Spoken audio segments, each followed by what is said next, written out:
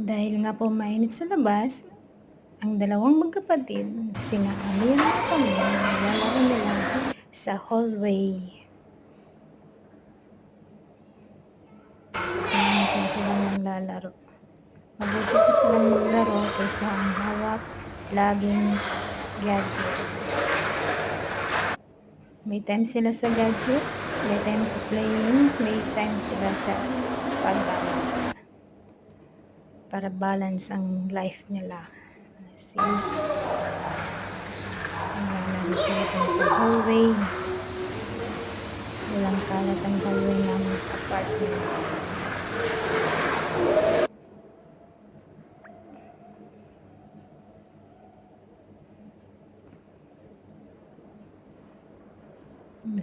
Masaya silang naglalaro. Nalilibang sila.